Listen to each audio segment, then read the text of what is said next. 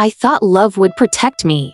That is what I believed for most of my life. I believed that if I gave enough, stayed quiet enough, and cared deeply enough, love would stand in front of me like a shield. I believed love would keep me safe. I never imagined that the same love would slowly make me invisible. When my daughter-in-law told me to leave, I smiled instead of crying. I remember that moment very clearly. Even now, my hands were resting in my lap.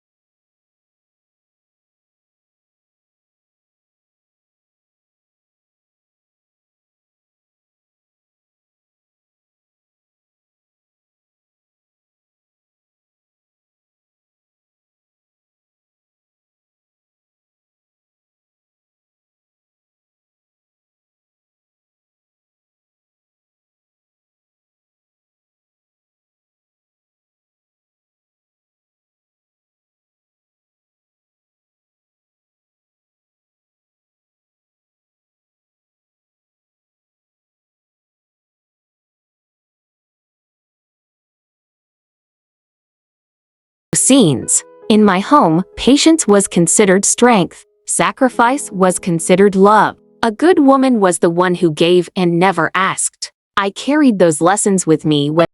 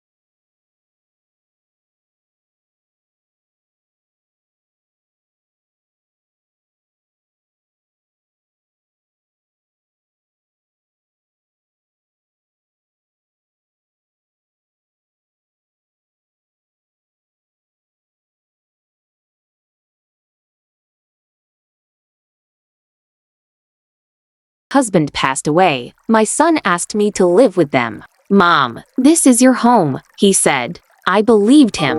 I cooked every day. I cleaned without being asked. I helped with their children. I stayed out of their conversations. I never wanted to be a burden. I never wanted to be the kind of mother-in-law people complain about. At first, everything seemed fine, but slowly, small things began to change. Conversations would stop when I entered the room. Plans would be made without telling me. I noticed I was no longer asked what I liked to eat. I ate whatever was left on the table. I told myself it did not matter. When guests came, I stayed in the kitchen. When photos were taken, no one called my name. Once, I heard my daughter-in-law say quietly, "She is too sensitive." I did not argue. I smiled more after that. I began to make myself smaller. I spoke less. I shared nothing about how I felt. I believed that if I stayed patient, things would settle. That love would eventually be noticed. But patience, when ignored, slowly turns into silence.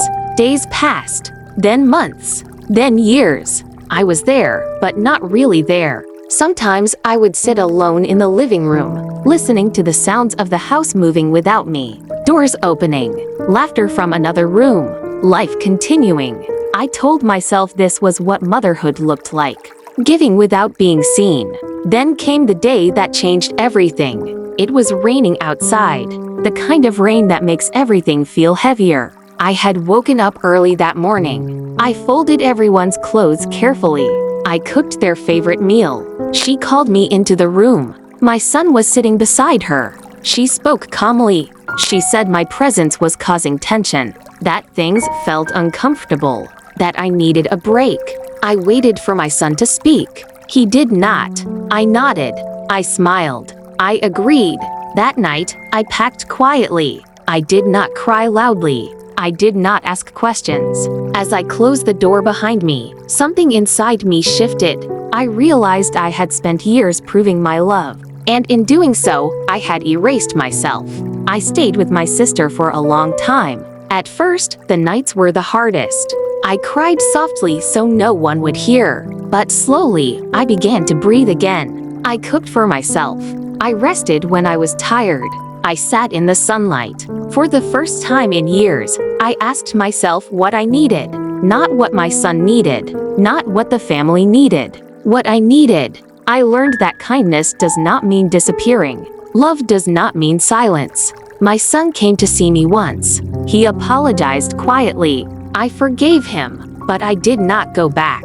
Today, my life is simple, peaceful. I still love my son. I always will, but I no longer disappear to prove it. If you are listening to this and feel unseen, please remember this. Love should warm you, not erase you. Kindness should never make you invisible. Sometimes the bravest thing you can do is stay kind, but stand visible. And that is how I finally found myself again.